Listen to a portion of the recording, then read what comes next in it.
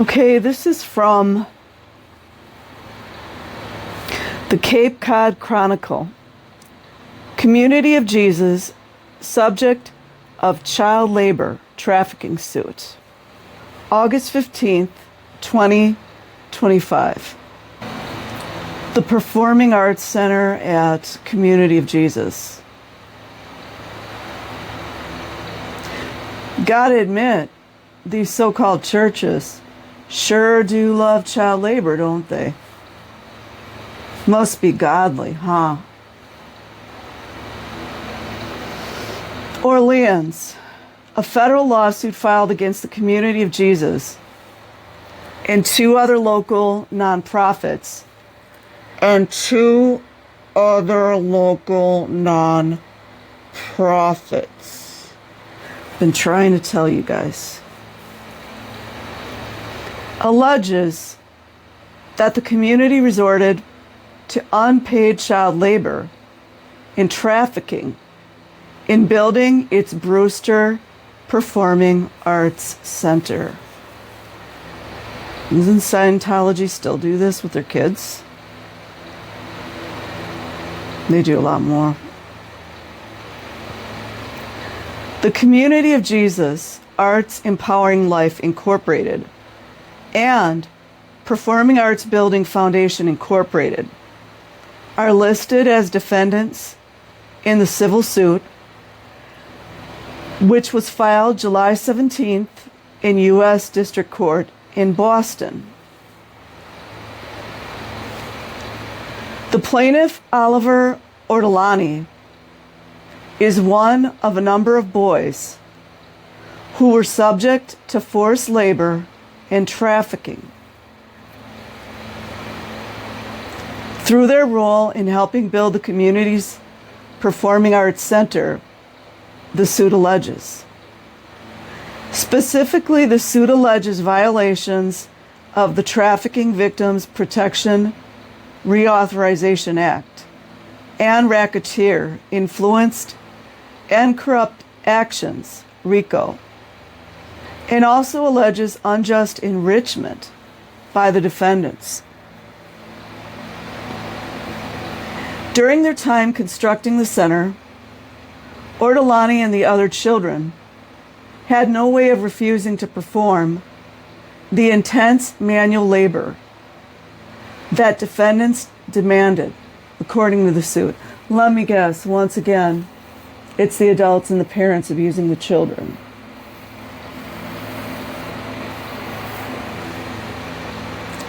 It's further alleged that adults supervising the work had children up earlier than 5 a.m., gave them 10 minutes for breakfast, and had them working 9 to 16 hours a day without proper safety gear. Where have we seen that? Training or breaks. It is also alleged that child workers were assaulted or shunned by the community if they complained or showed even mild frustration with the harsh regime. But then in Scientology, we've got something written into policy. You know, child abuse in the policies, that the children go to ethics handlings, or best yet, the RPF, Rehabilitation Project Force, otherwise known as a prison. Children also were allegedly kept out of school. Where have we seen that before? Under the pretense that the work on the center constituted educational coursework. According to the suit, community members also allegedly hid children from government inspectors when they visited the project worksite. Can't help but remember the Scientologist hiding a child underneath a desk. I believe that was Scotland or the UK. On video, by the way, but you know. Jeff Robbins, the attorney representing the Community of Jesus, called the suit frivolous. Wait, I can't wait to hear demonstrably false. Don't you guys love that one? When reached by phone Friday, he said that Ortolani's parents, there we go. See, this is where Scientology would differ, I think. Ortolani's parents were both directly involved in the center's construction. So I guess that makes it okay, everyone. Robbins said Ortolani's father was a principal foreman on the project, while his mother was involved in overseeing several facets of the project, including the volunteer labor. Volunteer, you guys! So I guess 5 and 6 year olds, they decide to get up at 4:30 in the morning, huh?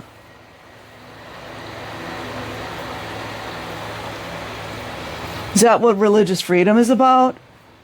Or wait, what's the other one everyone likes to use? You have to stand up for minority religions?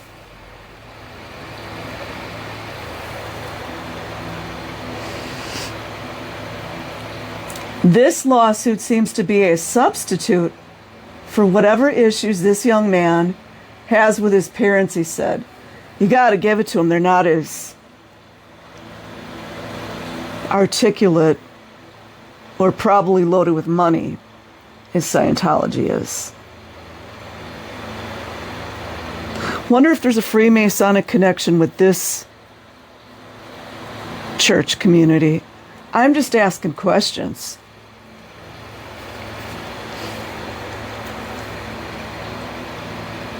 A culture of control. That also makes the 33, because the C and the C. Founded in 1970 by Kay Anderson and Judy Sorensen, the Community of Jesus has grown to include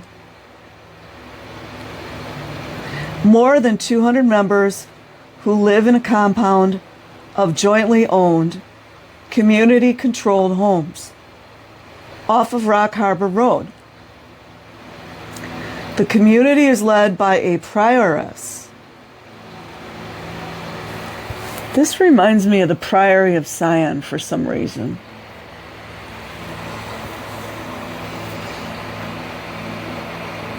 I'm not going to get into that right now. Who, according to the suit, is currently Karen Moore and was Betty Pugsley at the time of the allegations, as well as a sub-prior identified in the suit as Rick Pugsley. The compound is dominated, it's dominated, everyone, by the huge Church of the Transfiguration.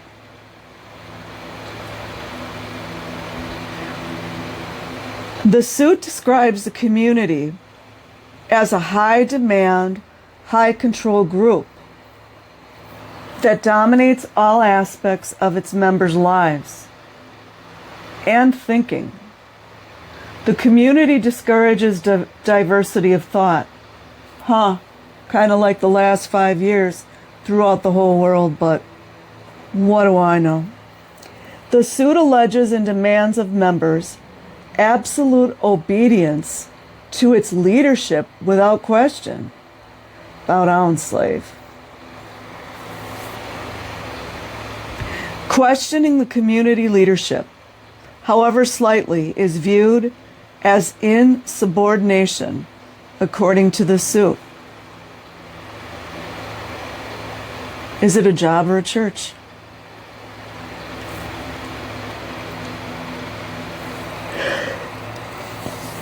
Perceived insubordination could result in light sessions. Like an auditing session. Instances where members are publicly shamed and called out to the point where they break down and beg for forgiveness, the suit alleges.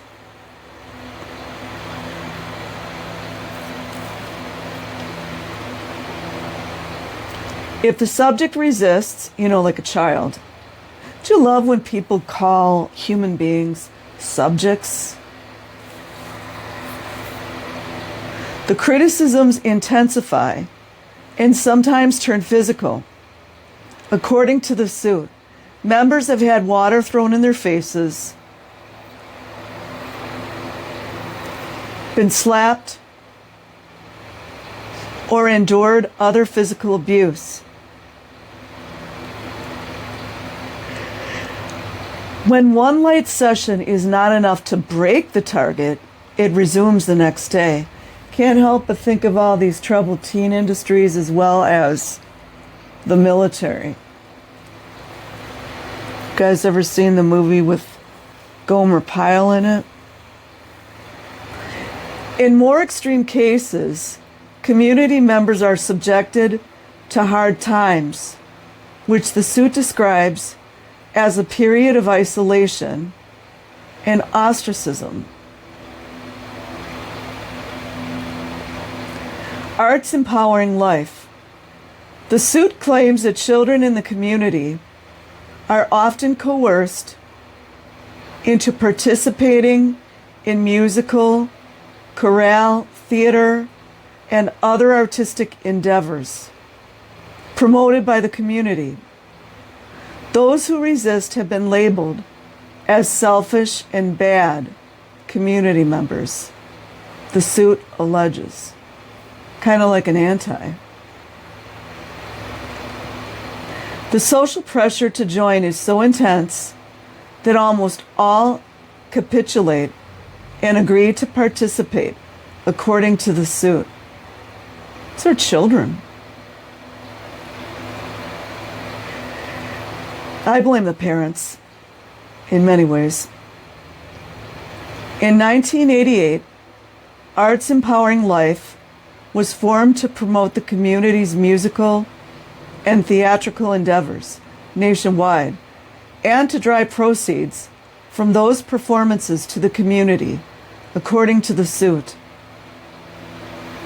It's always the group over the individual, isn't it? The suit says that AEL began eyeing the construction of a new performing arts building in Brewster to accommodate the growth of the community's artistic programming. Don't you guys wonder if they're getting government grants as well? Planning for the new building started in late 2018, according to the suit, while the Performing Arts Building Foundation was established in 2020.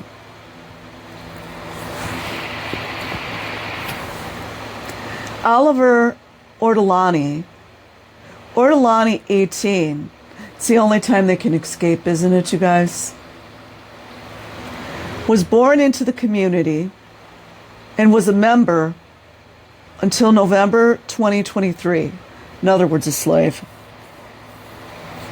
According to the suit, his mother Ellen also grew up in the community, while his father David attended Greenville Christian College in Canada, a boarding school associated with the community.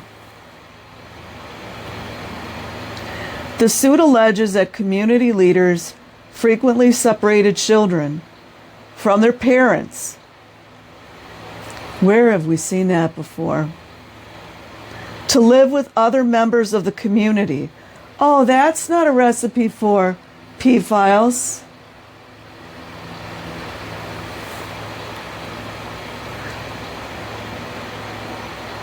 To lessen their dependence on their families. You guys, have you ever noticed it seems like a formula? If you notice, you're onto something. According to the suit, Ortolani was first separated from his parents when he was 9, and that he moved within the community at least 20 times within 16 years. Wouldn't you guys love to hear what those goofy parents have to say? While Ortolani lived with other families, don't you guys wonder if there's more to this? He rarely saw his own parents, the suit claims. He was encouraged not to seek them out or interact with them at all. Huh. This is a formula to create children as property. Building the center.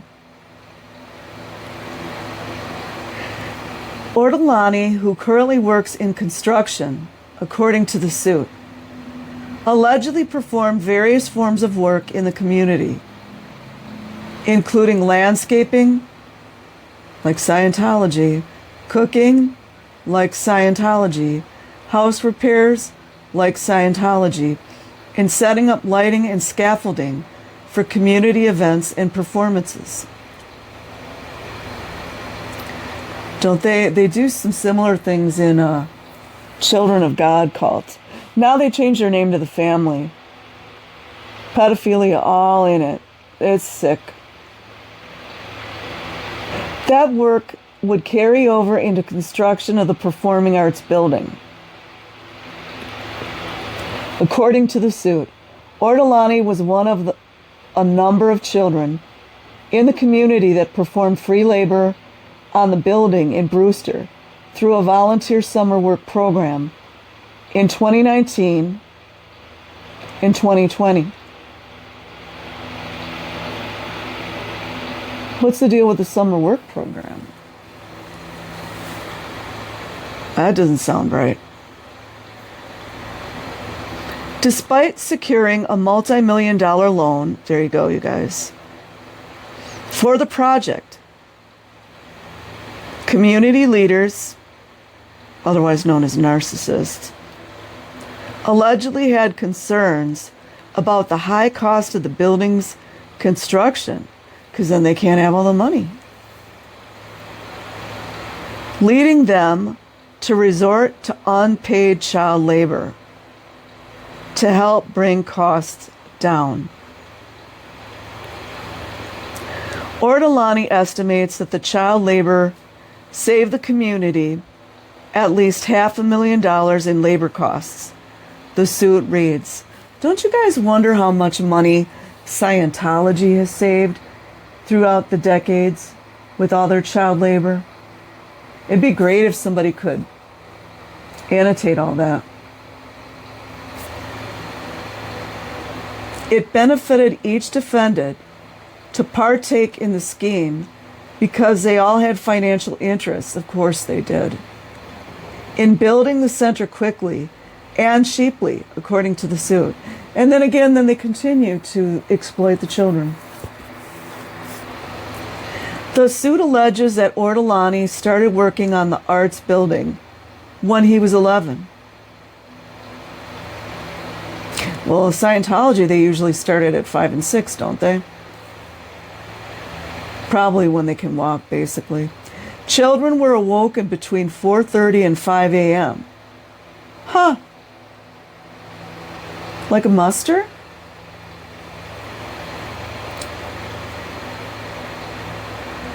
Some days would begin with 2.5 hours of exercise.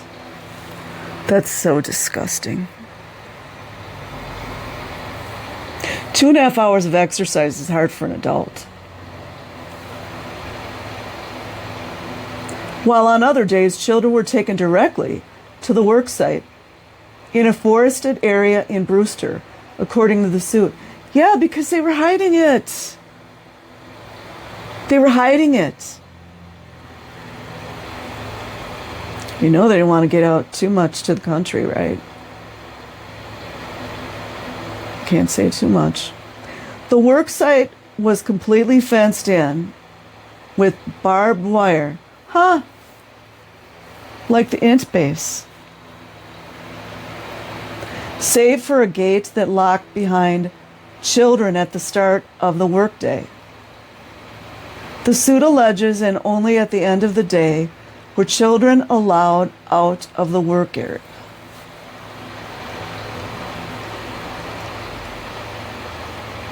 Children were on site between 9 and 16 hours a day, 6 days a week, performing a number of tasks, including digging the building's foundation using shovels. They don't even give them decent tools. Well, wasn't like America pretty much built on child labor? Let's just keep it real. Carrying 90-pound bags of concrete, laying rebar and framing the building's walls. According to the suit, breaks were rare and children were often given as little as 20 minutes for lunch, according to the suit. Children sometimes worked as late as 10 p.m. before being allowed to leave the site, it was alleged. All in the name of God, you guys. Defendants' intense work demands meant Ortolani rarely received enough sleep for a growing boy. The suit reads. He was 11.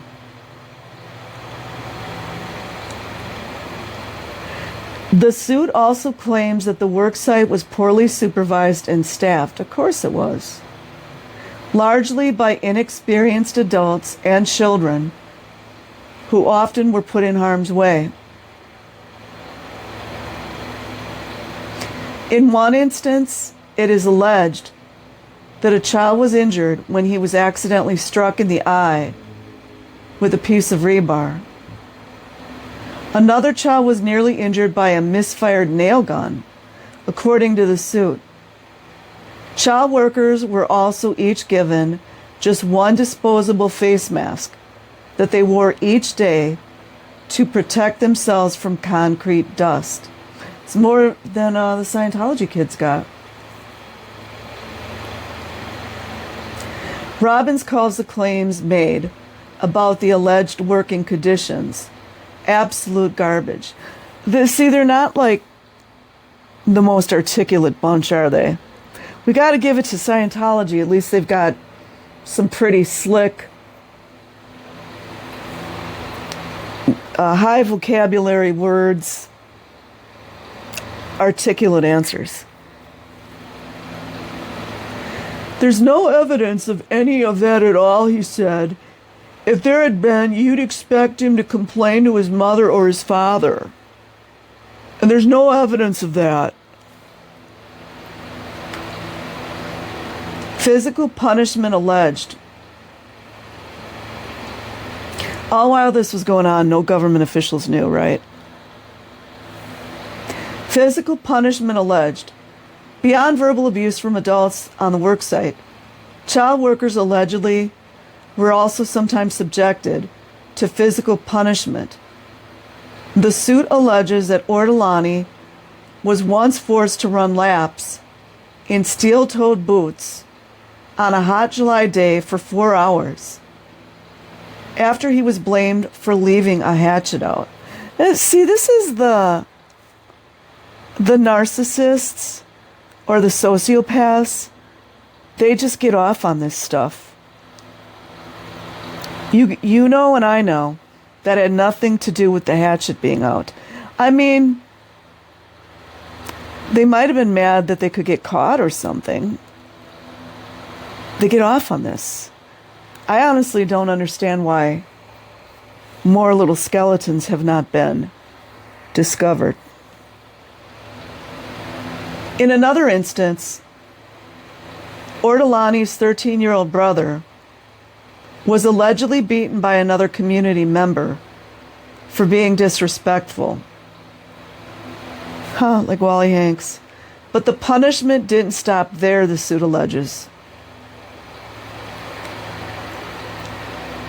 He remained in near total isolation from the community for 6 months. How many Scientology kids talk about similar punishments?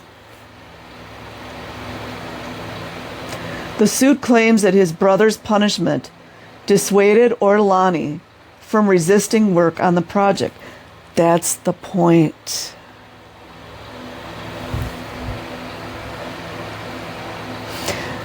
Haven't we heard some of the Scientology kids that are adults now talk about how they were not allowed to talk to other kids in the RPF?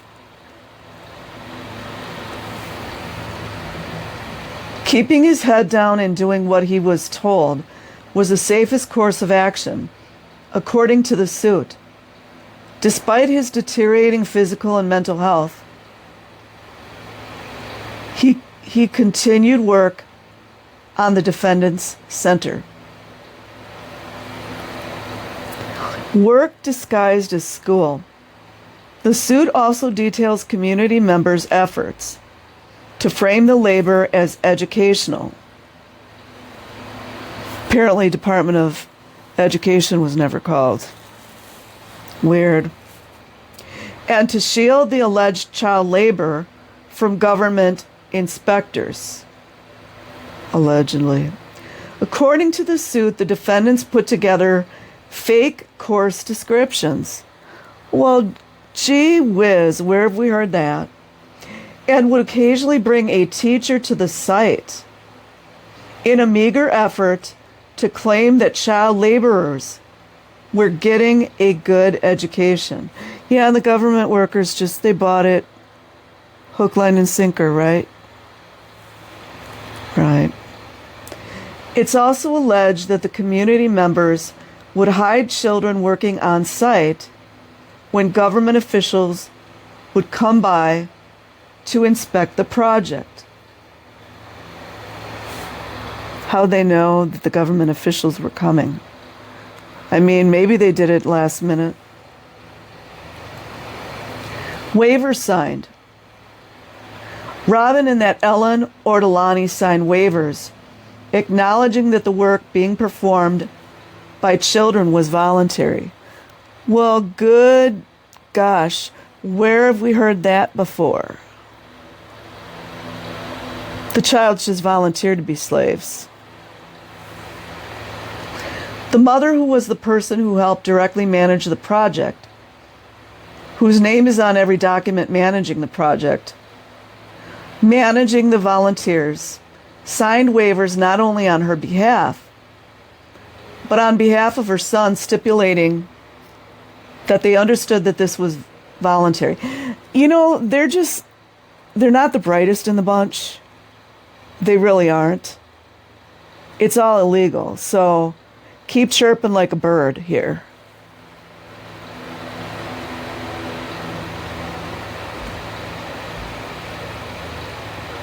That this was voluntary. 11-year-old, right?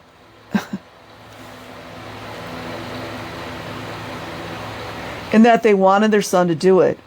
He said, Robin said Ellen Ortolani also signed similar waivers for her 2 other children who also worked on the project.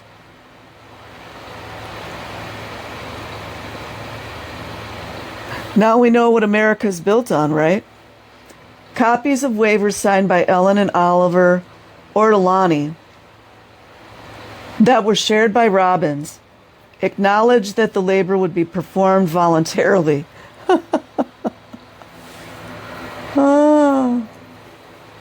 They also consent to the use of power tools. Listen to the mindset, you guys. 11-year-olds. They also consent, children can't consent, dumb fuck, to the use of power tools, ladders, hydraulic equipment, and moving vehicles that could cause injury. The waivers also put the responsibility of any injury on Ellen Ortolani. You see how Scientology does that too. Oh, that person acted as an individual.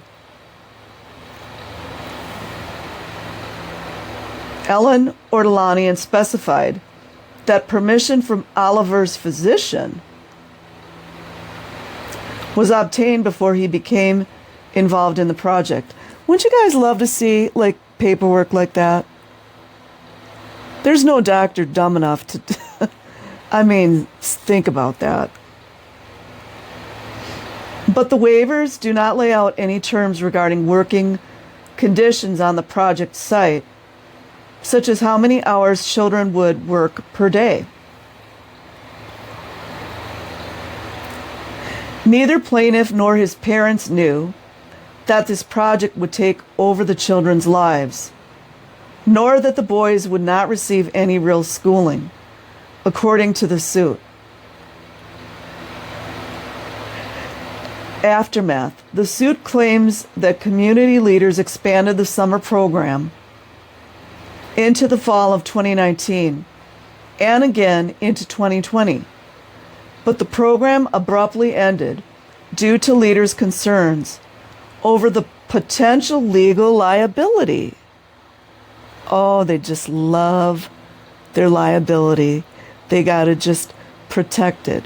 Everything Scientology does, everything is about liability. Legal liability of keeping children out of school too long, according to the suit. I guess that's a thing, you guys. The building was finished in October 2021, and the suit alleges that the defendants have since profited from programming hosted at the center. By children, by the way. Try not to get freaking irate. But the impacts to child workers from working on the project have lingered, according to the suit. In one instance, a child who performed labor on the project committed bluicide, the suit alleges. And again, you guys,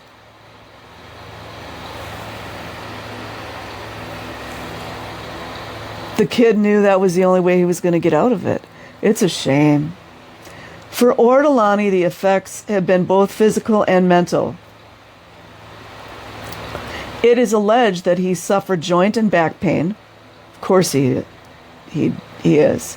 While he has also since been diagnosed with post-traumatic stress disorder, according to the suit. The suit further alleges that Ortolani suffers from other issues, including anxiety, stress, panic attacks, distrust of authority, fear, and shame.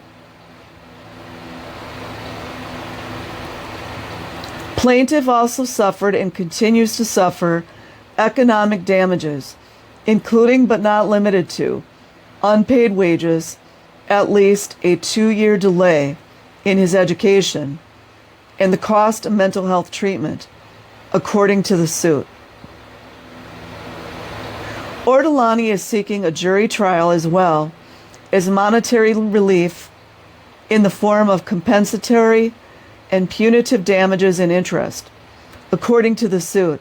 The suit also seeks the payment of legal fees incurred by Ortolani in bringing the suit, as well as the disgorgement of profit that the defendants received through the alleged free labor. Don't you guys wonder how many people have gone to those shows? I do. An associate of Ortolani's attorney, Carol Murchison, on Monday said that Ortolani has not filed a complaint against the defendants with the State Department of Labor. You guys know why that is. As of Tuesday, the defendants had not filed a response to the suit. Email Ryan Bray at ryan@capecodchronicle.com. I will leave a link in the description box. Like and subscribe if you choose. Otherwise, have an amazing day or night, wherever you are. Peace.